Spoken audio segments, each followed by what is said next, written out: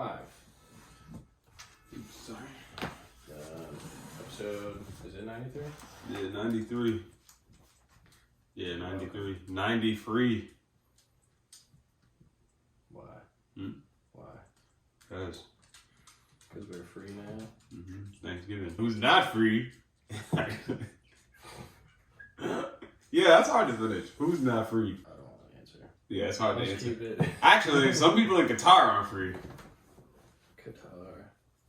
Qatar's fucked up right now, bro. They got they got the bid to host the World Cup. Yeah.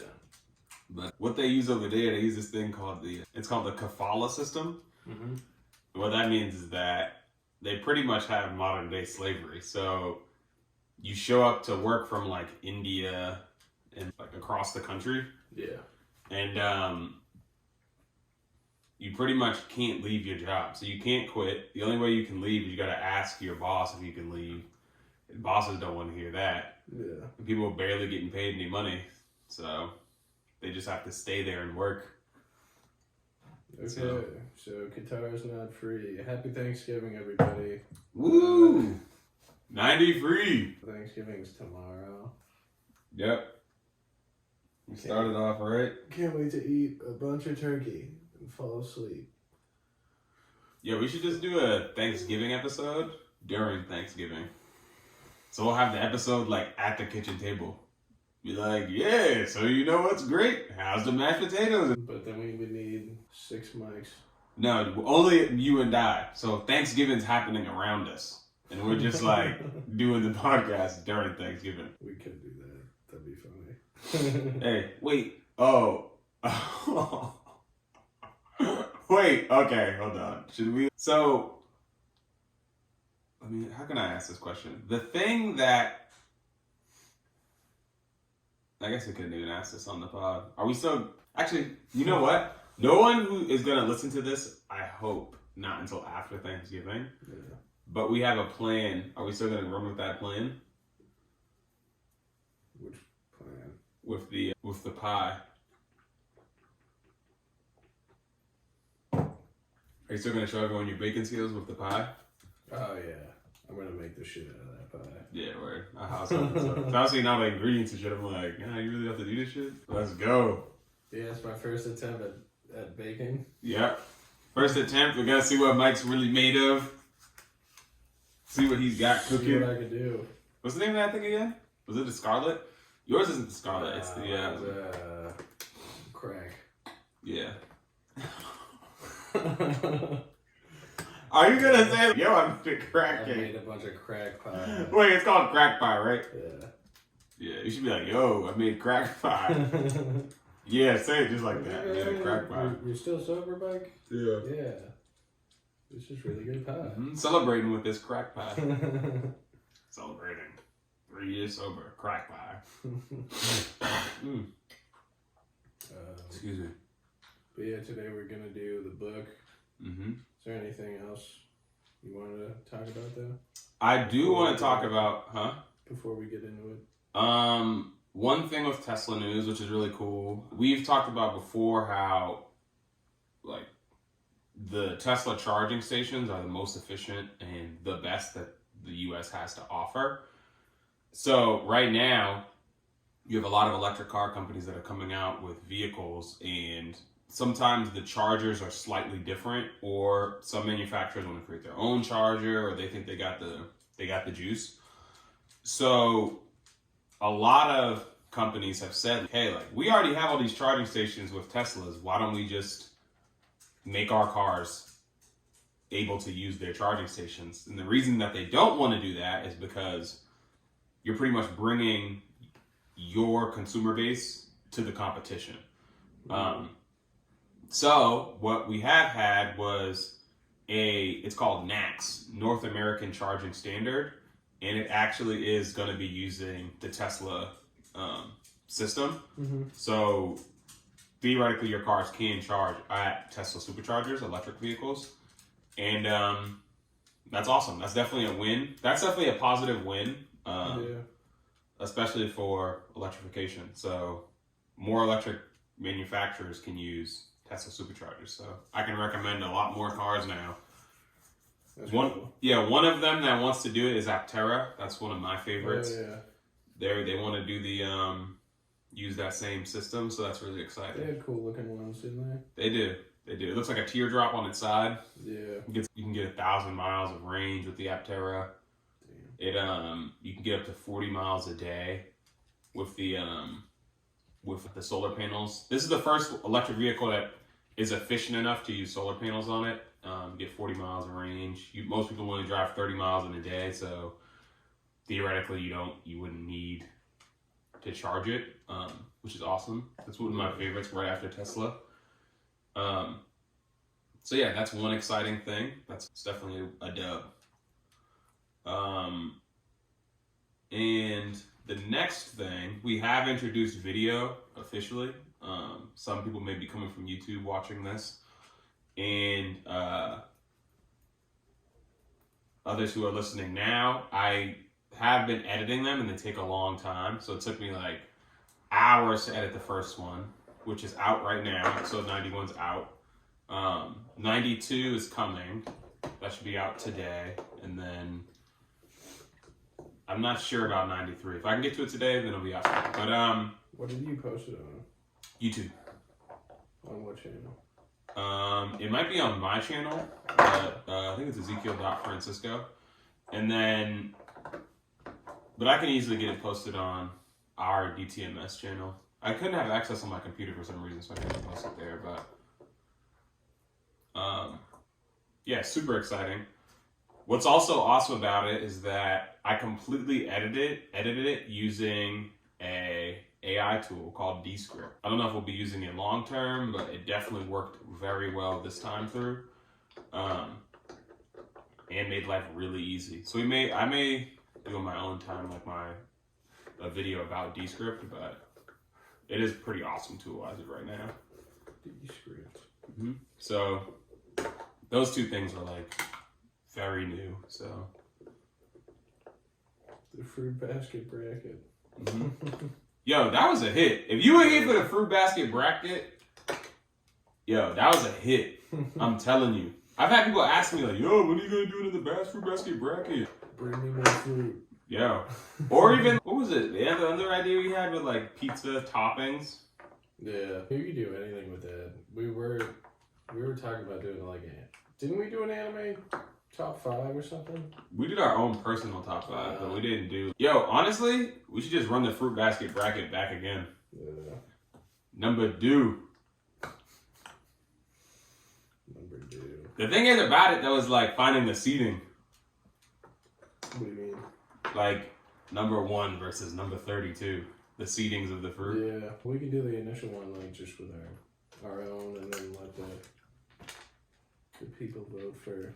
Yo, because that was the thing that was crazy about that though is that we had to poll to figure out. I think we polled to figure out what fruit would be in it, or we polled to figure out like that's how we got the seating. Was that like we polled, and then after doing the polls, then we ran the. I think we did the seating on our own, and then we did the polls. No, the polls were first because I remember I was in the restaurant asking people what was their favorite fruit between these two. But that wouldn't be the seating. I think we just decided the seating. Like bananas, what's like a good matchup for bananas? Probably like oranges. I think we just decided that, and then like we started polling. Oh well. But I forget who even won. That was early on. I don't remember either. I say apples won. I think it was like. Honestly, I think apples fell off. Something pissed me off about it. Like people were voting for. I think it was something crazy, like passion fruit over strawberries, which like. Yeah. Apparently, I'm in the minority about. I don't want to bring that back up again. People are like, "Yo, passion fruit's way better." Right, just because it's like an exotic fruit, you only eat it like every once in a while. Strawberries, like elite. Strawberries are versatile. Yeah, I think all my favorite fruit got dropped out. I went to Tom Segura. Saw the funniest show of my life. Was it? Yeah. Why is this the first time you talking about it then? I don't know. We don't talk. Yeah, you came back. You didn't even say nothing about that. You were just like, yeah. whatever.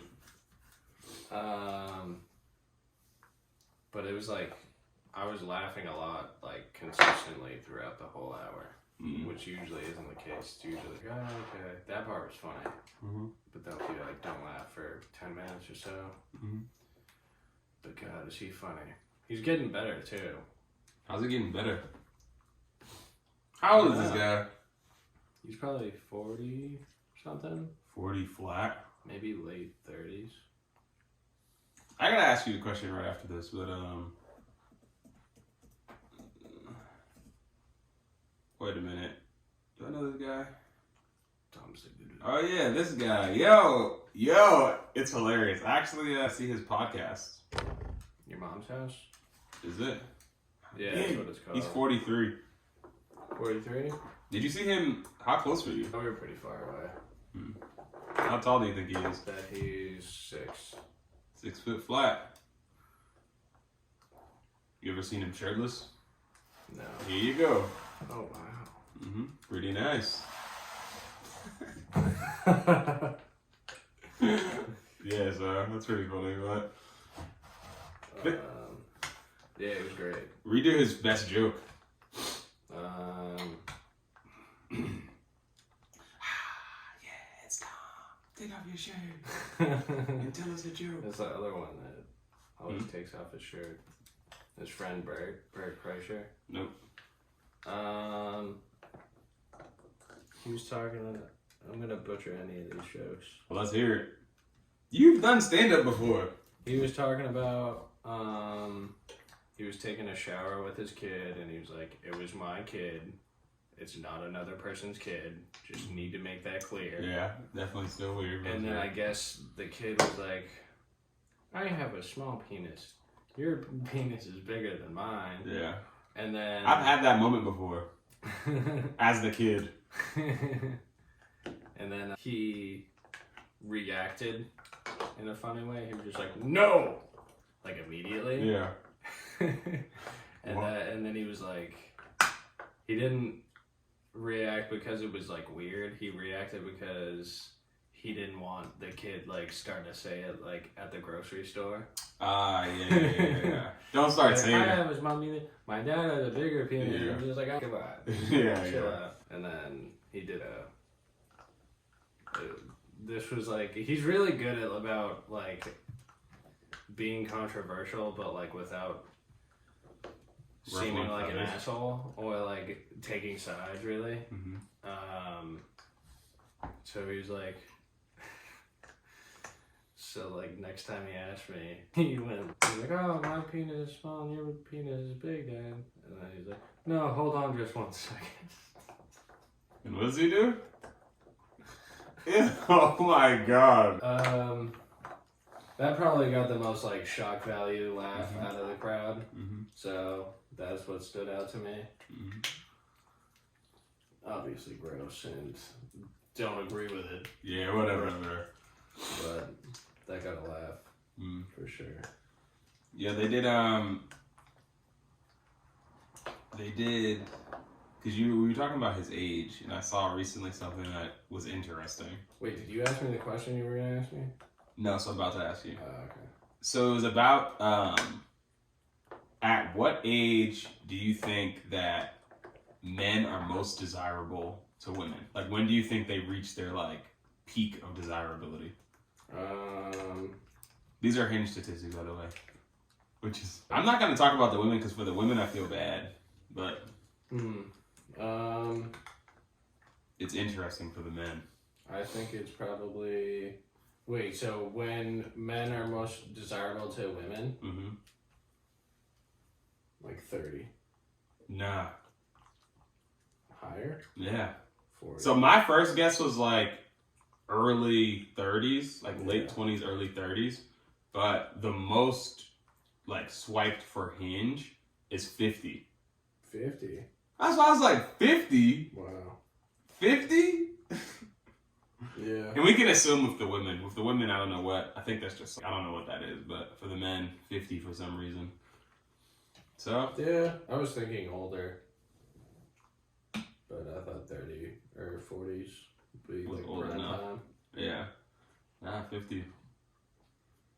Got that salt and pepper hair. Well, yeah, I was gonna say, is that what we need to do, bro? Just let the grays in. Let the grays show. Which I don't know. I'll never understand the dad bod thing.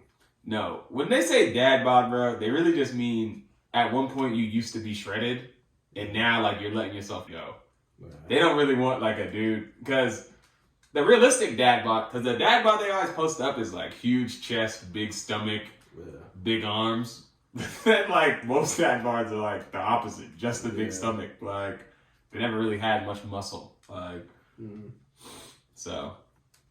That's all. Another thing, dude was like, what did he ask them? If they're pretty much, the guy did a pretty interesting study just about like men and women and asking them, like, one video is directed at women, the other video is directed at men. And it was like, if your significant other told you that you needed to change. So then he had 4 different segments, like positive and negative comments from each side of each video that was like pushed towards that specific gender. And a lot of the men were more positive with it, and they were like, I just need to change and get better. And then a lot of the women were like, break up with his ass and then get fit after you leave. But then one dude was like, one of the cool ones was the negative comment from the guys, because it was a smaller percentile for negative comments for men. Yeah. But the guy was like, my wife for years has been telling me that I need to put on more muscle and all this, but I was never attractive anyway, so I'm not gonna do it. And that was interesting to me, because I'm like, damn, how do you not care about your relationship that much that your wife is asking for you to make like some lifestyle changes, and you're like, nah, I'm just gonna be like, because that can only, I believe it can only benefit you. I think it like also depends on like the framing of the question.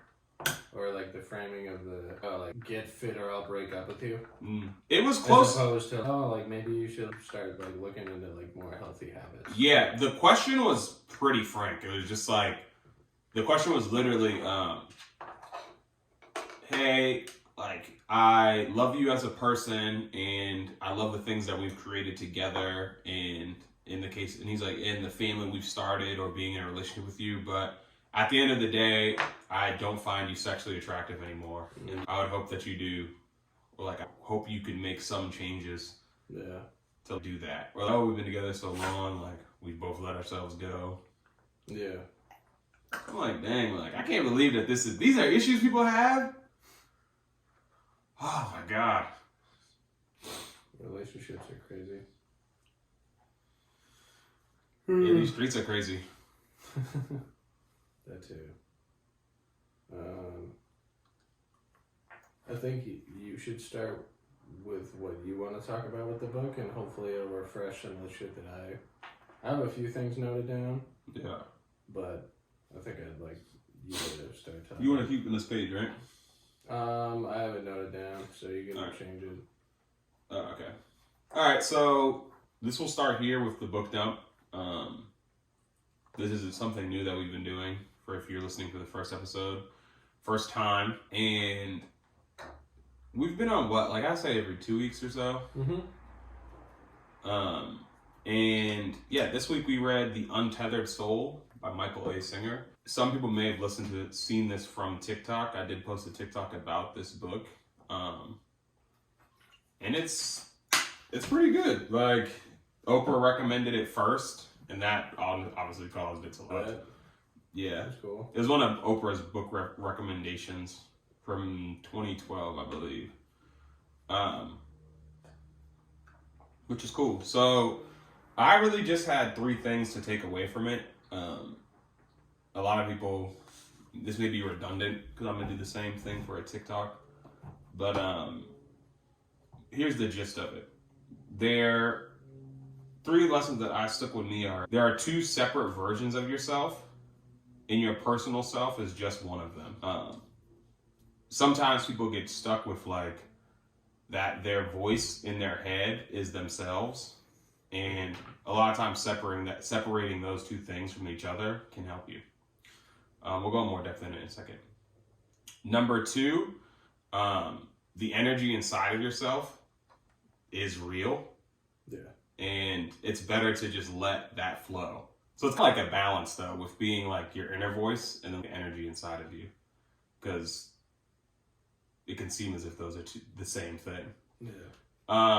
And then the last thing was that a lot of times there's like a dichotomy where some people are like, oh, I know I'm gonna die, nothing matters. Mm-hmm. But Michael Singer is more like, if you know you're gonna die, that's what makes your life worthwhile. And that's why like you should get your priorities in order to help you like live a fulfilling life, because you only have the one.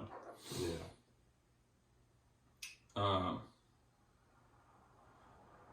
So with the first one being like that there's two versions of yourself. Yeah.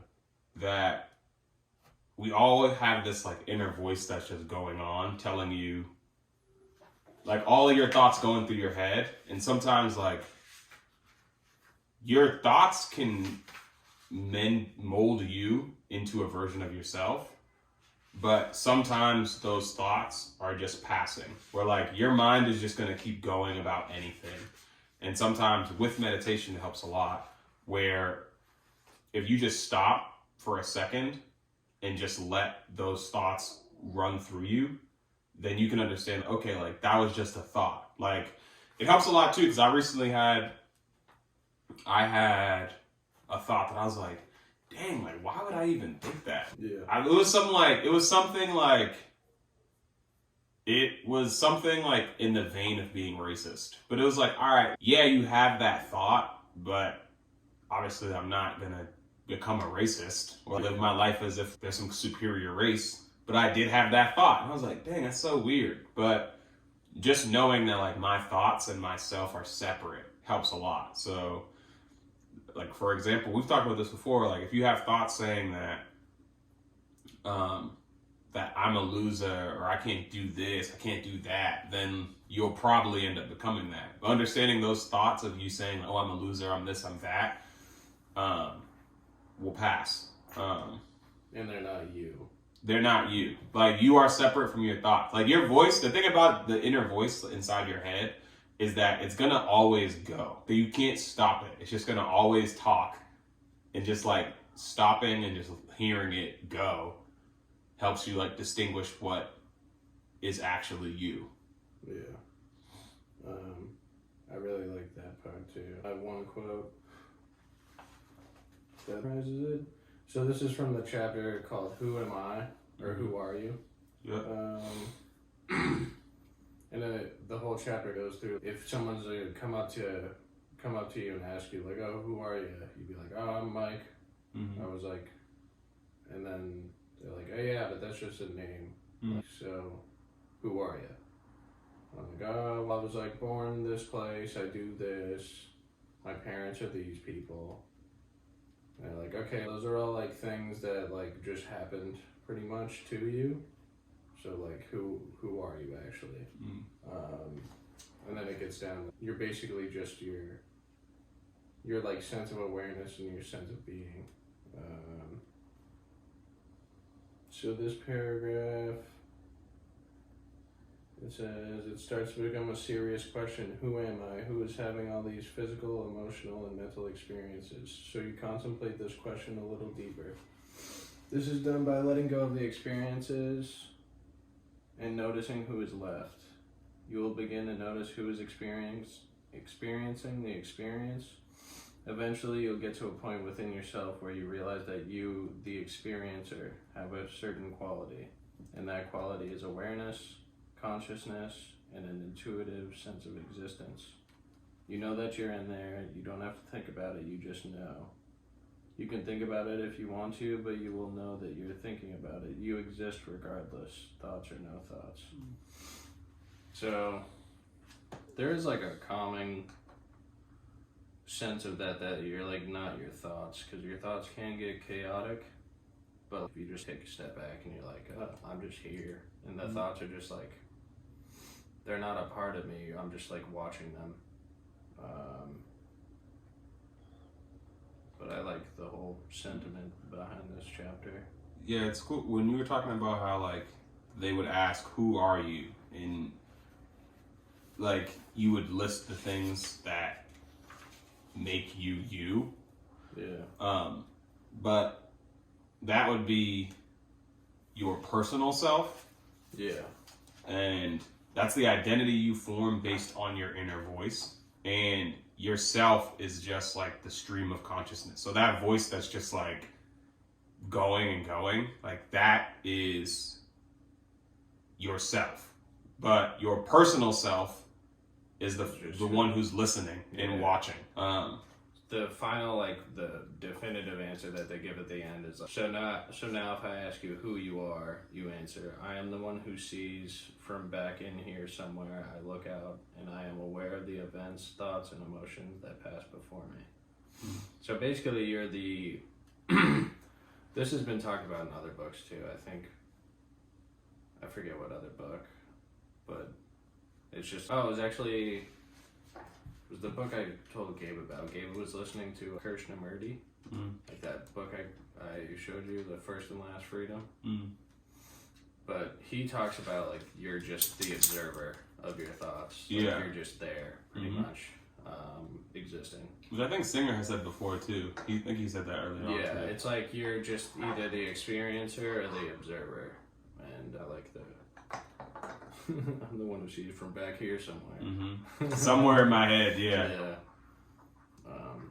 But then I think it's interesting because once you know that there's a difference, because sometimes like they'll think that the inner voice is yourself. Yeah. So then that inner voice can say anything. Like it'll say whatever, and then it's like you, the observer, to discern like, is that me or is that just like the voice just going? Because it's gonna flow and say anything, and it's very it's very not subjective, it's very objective.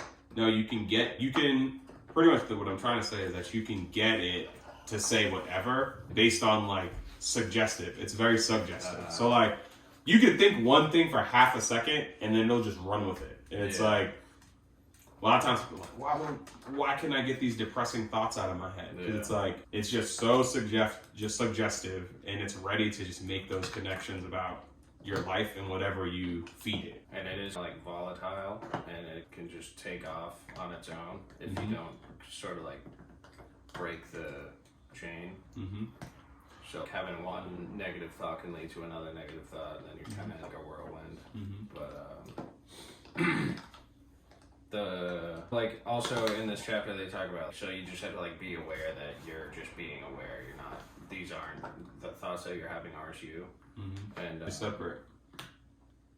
Like you said, meditation definitely helps with that, because it forces you just to listen. Yeah, it allows you to observe better, because if you cut out everything else, like all the stimuli, if you're like playing video games and you're listening to music, you're like overstimulated. You can't really like control, well, you can control your thoughts a little bit, but your thoughts are going to be very hectic if you're like taking all this stimulus in. But if you're just like meditating and like concentrating on one thing, it's easier to like just relax into the seat of the observer. It feels like a lot of the things, what's trending in our world, the way that we're going, is that inner voice, we want to hear it as little as possible. So that's why I think that people just, and it has something to do with dopamine, where like people just want to get like to the next thing so quickly. Yeah. That they want that shot of dopamine, and then that quiets the inner voice, because it's, I'm gonna focus on this and this will make me feel good. Yeah. And then I don't have to go listen to that inner voice. It's definitely interesting. Yeah. I'm gonna read the last paragraph. Yeah. It says, now you are in your center of consciousness. You are behind everything, just watching. This is your true home. Take everything else away and you're still there, aware that everything is gone. But take the center of awareness away and there is nothing. That center is the seat of self.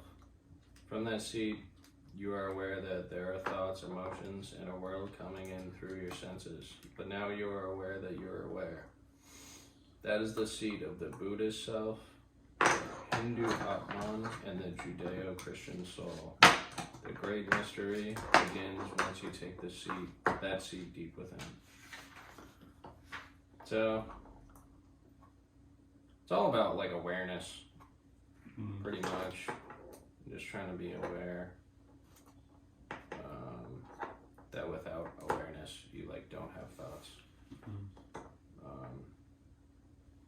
was your second thing?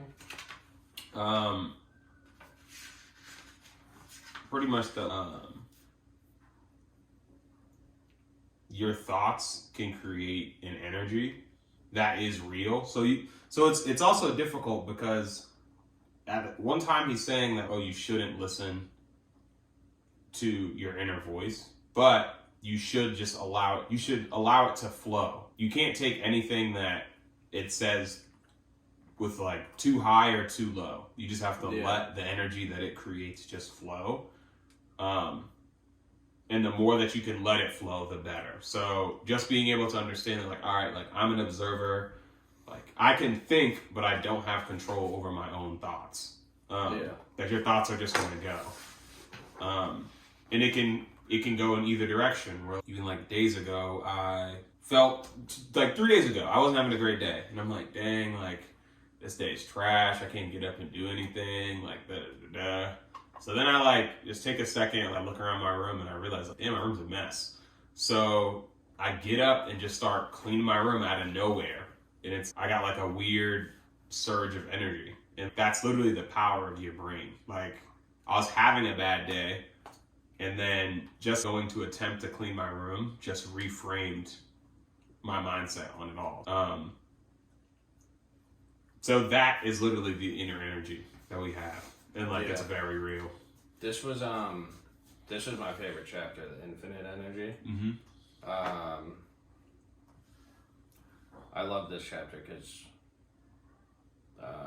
it's something that has never really been explained. It's kind of, oh yeah, you feel this way and you feel this way at different times. But yeah, it talks about like infinite energy coming from like your heart. And like the way you like harness that energy is by keeping your like heart chakra open. That you're like open and loving and caring like towards everything.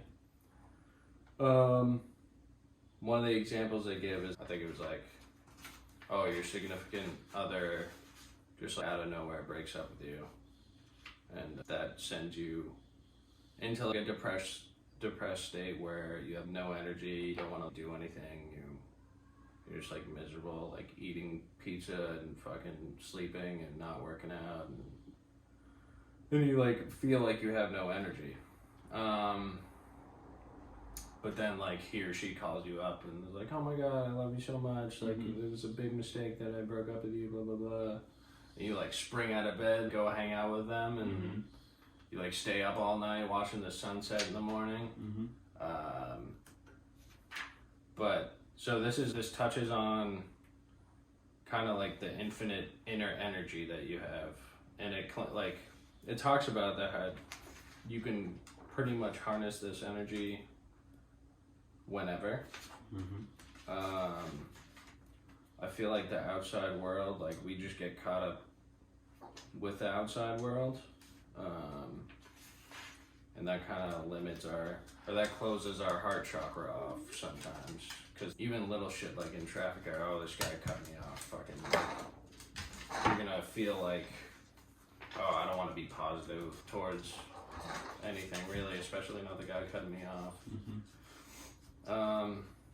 But the main thing they tell you, like the remedy for this basically is to never close your heart chakra. If you just like, which I feel is definitely like a worthwhile thing to do. It's also like hard. Way harder. It's way easier to close it than it is to keep it open. But if you do, I feel like I've learned that with just viewing like challenges and like hard times in my life as learning experiences. That's why I tell people. I like that you said that, because sometimes I'll tell somebody like, "Z, like da da da da," like, they'll ask me like, "Oh, I can help you do this," or "Yo, let me like do this for you." And I understand, like, sometimes I can be like, all right, like, let me accept that. But then part of me is just like that, like, these are learning experiences to help me grow. So it's not saying that I don't want your help and don't want to accept it, but it's way more beneficial for me to get through this than it is for me to be like, yo, come help me. You know what I mean? So I definitely agree. But yeah, that's kind of like, it's all, I think the whole keeping your heart chakra open thing is all perspective based, because you can take any like hardship and you could either let it weigh you down, or you could be like, all right, well, this is going to make me stronger and I'm going to learn some shit from this. So I'm just going to ride it out. Or you could choose, oh, this sucks, I'm fucked. And then that inner voice is going to continue to tell you you're fucked and you're a loser, and then that's not going to get you anywhere. So yeah, this was my favorite chapter. Because I like, it's weird, it's like, I can almost like feel like I'm just opening it up, like,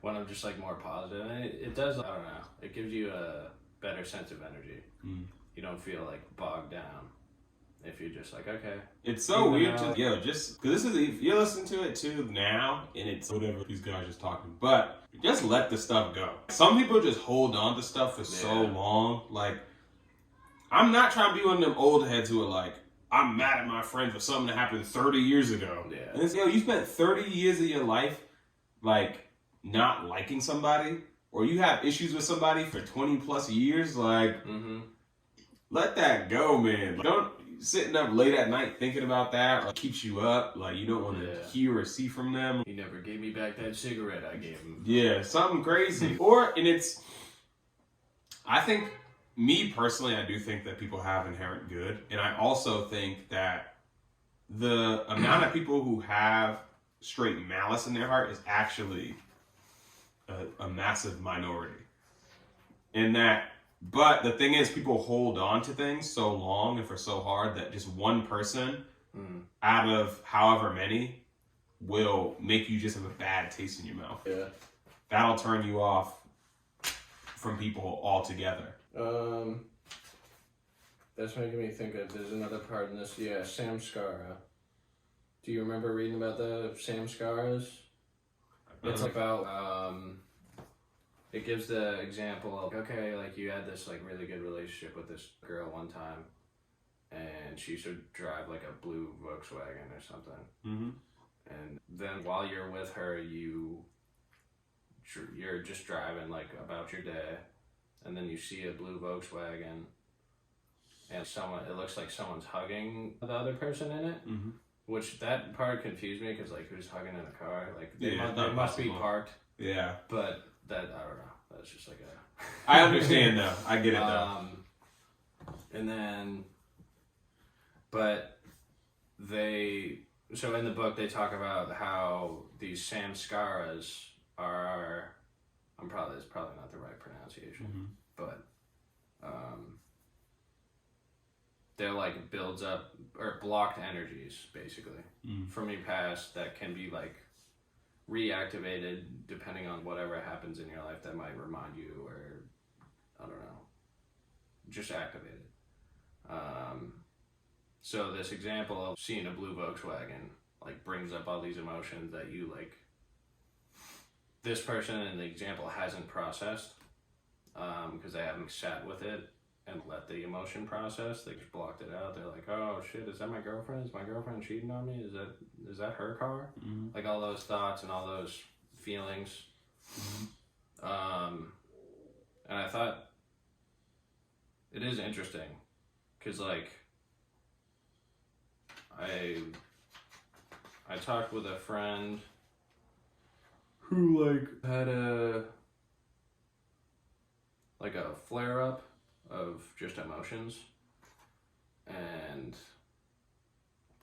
I don't know, I just talked about this, how like the other book that I read that kind of gets into this type of shit is Letting Go. And how you like, so emotions are like energy themselves, and they give like a scientific thing where like the samskaras are like blocked energies that are like whirling around, but they're like, I don't know, for some reason they're blocked, and you have to like feel them to let them process. But there are a lot of people that like don't process their emotions, and that what's the word, like it manifests itself in like angry outbursts or acting out of character or like just doing bad shit. So I think it's important that when you feel emotions, you should feel the emotions. You shouldn't like immediately dart to like, all right, I'm just gonna jerk off and play video games to escape these feelings. You know what I mean?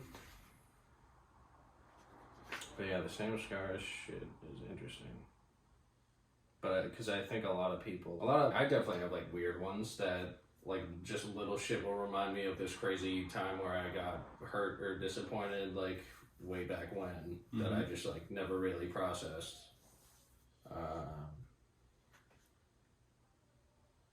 And it's hard to process those or like, recognize those because you don't really think about them until it gets triggered, and then you're like, oh fuck, this feels like shit. Like, what do I do about it? But yeah, I think a lot of people have a lot of locked negative energy that they haven't processed, and that's why, especially at the restaurant, people get shitty. Who? Yes. Yeah.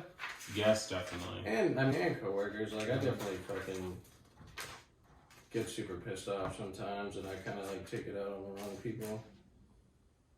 But it's also just like a high stress environment. I think guests are the most ridiculous. Yeah. But that's another thing completely. My third thing was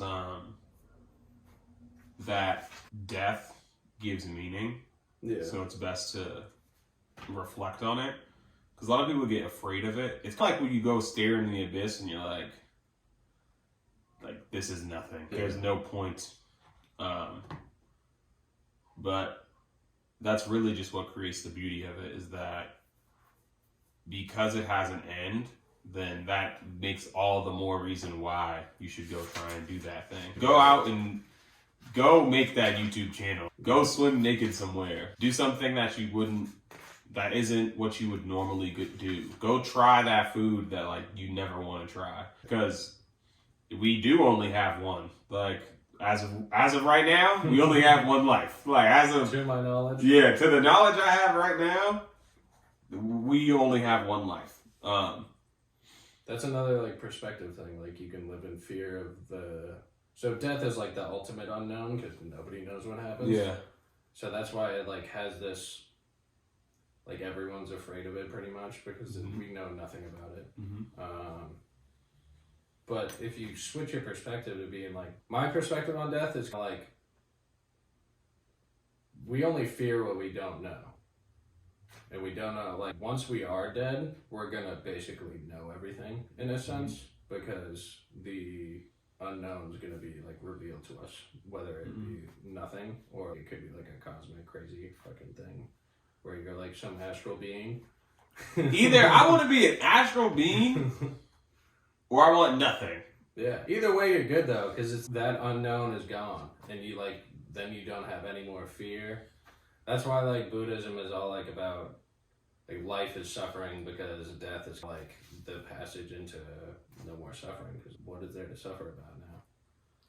If we respawn, that'll probably make me sick. If it's just, like, new baby, no, like, consciousness, you just, like, go. Or if I wake up as, like, a frog or some shit. But, yeah, the perspective you have on death. Because, I don't know, there's healthy fears, there's healthy angers, but I feel like regret's not a healthy anger, though. So you should kind of, like, take death as... The question I've been asking myself more recently is, okay, if I were to die, like in an hour, would I be happy, or do you think I'd be... like regretful of a lot of things that I did, or like regretful of the time that I spent here and I didn't do what I wanted to do, and then acting upon that feeling of, okay, I want to, if I were to die at like any minute, like I want to like, make sure I'm good, make sure I like was like, okay, that was worth it, like I conducted myself in the way that I wanted to conduct myself. For me, I'd be like just relieved. I'll be like, finally. You're good, bro. Come on. We're doing great. We got 93 Yo, episodes. I do feel good, but I'm just like, damn, finally this shit is over. Like, all this shit that I had to deal with, like, all this bullshit. Yeah, but you can take actions to get to a place where you're like, oh, I got more shit to do because I'm doing good shit right now. And I don't know, just act like you're gonna die next. It's definitely like a fluctuation thing. Because right now, my relief is higher than, like, my, like, sadness for the things that I wasn't able to do. Yeah. So, like, hopefully that will flip at some point. But it's, damn. This shit is crazy. Always have to do something for somebody. Go somewhere. I just want to go somewhere and just be able to live off the land. Yeah. But also have video games. What were the other Can't do both. The Four Agreements. That had the whole thing about death too, like meditating on death. I don't know. I think it's a worthwhile thing to think about every once in a while. You don't be like obsessing over, oh, I could die I could die right now. But we could, but just knowing that the house could just collapse right now. All around it. I would just jump out this window. Yeah, superhero it. Yeah. That's too easy. Come on, man. We're to episode 94. Yeah. I don't know. So I thought this was great, though. Yeah, I love this book. Yeah, this is Mike's favorite. What is it? We gotta find out what's next. Yeah. I have a couple more things. Okay, let's do it.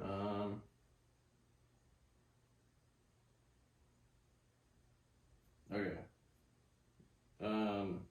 This is in this chapter is called Transcending the Tendency to Close, like how we were talking about never close your heart and always stay open. You will get to a point in your growth where you understand that if you protect yourself, you will never be free. It's that simple. Because you were scared, you have locked yourself within your house and pulled down all the shades. Now it's dark and you want to feel the sunlight, but you can't. It's impossible. If you close and protect yourself, you are locking this scared, insecure person within your heart. You will never be free that way. So I like the idea behind that because, keeping your heart open is a difficult thing. It's also scary because it's like you're leaving yourself vulnerable. But there's no real growth in just staying closed and like doing what makes you comfortable or doing just like staying in the place you're at. There was like another I'll read this too. At the end of the day, when someone asks, "How was your day?" a normal response is "Not too bad" or "I'll survive." What is that telling you about their view of life? They see life as a threat.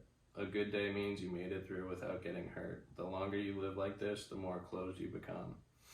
If you really want to grow, you have to do the opposite. Real spiritual growth happens when there's only one of you inside. There's not a part that's scared and another part that's protecting the part that's scared. All parts are unified. Because there is no part of you that you're not willing to see, the mind is no longer divided into the conscious and subconscious. Everything you see inside is just something you see inside. It's not you, it's what there is simply the pure energy pouring inside of you that creates the ripples of thoughts and emotions, and there is the consciousness that's aware of it. There is simply you watching the dance of the psyche.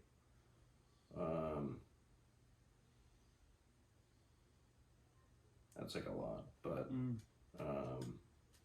that's crazy though. That's good in its pure form. Like you don't even we shouldn't even have to break that down much. Like we talked about much more complicated things on here before. That definitely resonated with me. Yeah. Where you're just like pretty much like no matter what, you're still gonna be. So you're in a fight, or if you're in a fight, pretty much your mind needs to be unified. You can't have one side fighting and the other side running. Okay, so there's the You remember talking about the thorns? No. Okay. So there's a chapter called Removing Your Inner Thorn, and it's basically about, say you're like walking through the forest, you get a thorn in you. Mm-hmm. And then from there, you could either pull it out, or you can go about your life like protecting your thorn. Mm. And you kind of mold your life into being like, oh, I can't like hug anyone because it might push my thorn and that'll hurt. Mm. Or shouldn't like take a shower because that might like irritate it or something. I don't know. But then they talk about there's like emotional thorns. Oh, like this person hurt me in this way, so I'm not gonna get close with anybody so they can hurt me like that again. Mm. Or I didn't do well in this activity, so I'm not gonna try any new activities. So it comes back to just like processing your feelings when they happen. That's like removing the thorn, pretty much, and not tailoring your life for people to like, or for your thorns to not be exposed. You should like just rip your thorns out. Mm. Because I don't know, if you have like a bunch of thorns in all facets of your life, you're just gonna live like a really closed off life. You're not gonna really experience life. You're gonna experience like your closed off version of being scared and like trying to protect your thorn life. So I thought that was a cool little like analogy. There's also like the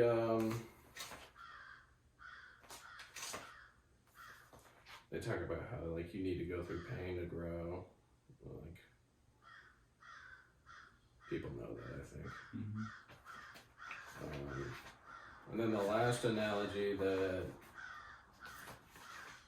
I touched upon when I just read that other thing, but it was talking about, okay, imagine you want to move away into the forest, like you buy this crazy plot of land that's like super sunny and nice, and it's right in the middle of nature, and then you like build the house, and it's all cut off from all the light, and you do all this crazy shit, like you got perfect temperature control, got, I don't know, everything you'd ever need in the house. And then the electricity goes out, and you're just like in this dark house, and like you forget what light feels like. And it's supposed to be like an analogy for your consciousness, where you build up these walls and you build up this like box basically, where whether it be like fears or like different thorns or times you've gotten hurt, you kind of like close off a lot of areas of your life because maybe you tell yourself you can't do certain things because you've been hurt or disappointed in different things. But you have to relearn to just keep your heart open, because that's like what experiencing life is, and that's how you like get the most out of life. And you don't want to be closing yourself off from experiencing life, because that's just like I don't know, it's a sad life, and it's very, and it's like a negative feedback loop where like right, you get that first thorn, and then like you're protecting it, but you can't always protect it. Like you're always something else is gonna happen. You get another thorn, now you try and protect that one. And then it's already, what the fuck, I could barely do anything. If you had like 2 thorns, think if you had like a thorn in like the side of your stomach. Yeah. And on your back. On your back. You're always trying to protect it from something else. Like, you feel like you can't touch anything, you feel so restricted. Mm-hmm. That made me think of like when I got the tattoo at work, like I felt like I was like basically handicapped. Mm-hmm. Yeah. Like I was like, did nobody fucking touch me? Yeah. Because fucking people slap my arm all the time. Mm-hmm. It was fucking. But that's like you're not fully present for life when you have a bunch of thorns that you're trying to protect, or if you're just living in your dark house, like closed off from everything. I don't know. I thought there was a lot of value to this book, and I kind of changed my perspective on a few things. But yeah, fucking keep your heart chakra open. Yeah, I don't know. How many is this now that we've done? So we've done the third book. 4 Agreements was the first one. Yep, The Alchemist, the second one, and this one. Yeah. Which is cool. I should do a video about. I think I was trying to do a book a week. That's probably started 5 months ago. And I couldn't, so I was at a book every 2 weeks. Yeah. And I gotta be close. I was trying to read at least 12 this year. But then I was like, that was going slow. It's so funny. I started off with the first goal. I need to read 12 books. And then it was going slow. So I was like, all right, like a book a month. Let me get 12. That was going slow. Then I was like, all right, a book every week. Yeah. And then that turned into a book every 2 weeks. And now I think I beat the goal of reading 12 books in a year. Nice. Which is backwards. That's backwards goal setting for you. Yeah. That's funny. I remember you were like talking about, like, yeah, I should do one a week. And I was like, I don't know, dude. Chill out. Don't burn yourself out, baby. Yeah, but it turned into a book every 2 weeks. And that is what, like, all right, that's a good sweet spot. Yeah, that's good. So it's been positive. Yeah. Reading anything is good. I feel like even just taking 10 minutes to read every day is good. I think I've read 4 books in the past, like, 6 months. Yeah, now, but we're going to be even more than that. Because for the year, if you even get to 10. Wait, 1, 2.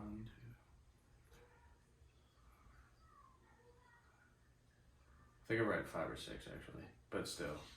I've read like a good bit this year. I also didn't read any books for probably like 6 to 8 years. Time. Yeah. Yeah. I read a ton. I read fucking... Oh, we should also read Frames of Mind. That's another book I have. But I don't know how many I've read, but it's a good bit. Yeah. We should try manga too. Yeah. We should do like book 1 of Vinland Saga. Or do Invincible. Oh, you know what? Yeah.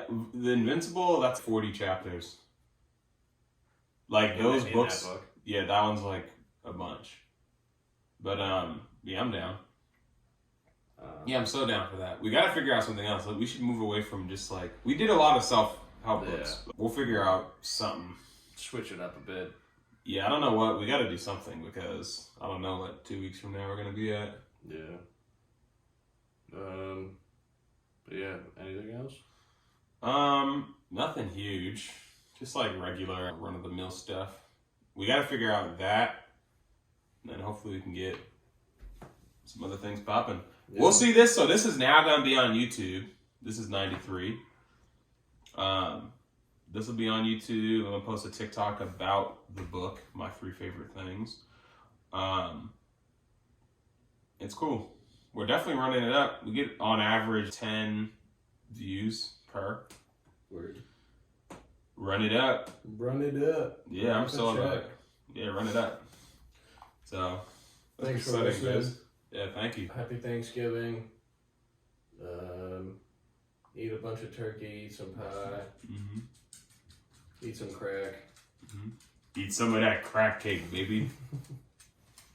But yeah, follow us on Instagram at DTMS_podcast. And he's got his TikTok, always Francisco. We got, you plugged the Spotify. The DTMS_pod. That should have more stuff coming. I have to break apart these videos, which is the thing that I'm trying to learn. But right now I'll check it out with this one. See what we can do. Episode 92. I'm gonna post today. Yeah. I'm gonna see if I can cut that up. We should also post the videos to the podcast YouTube.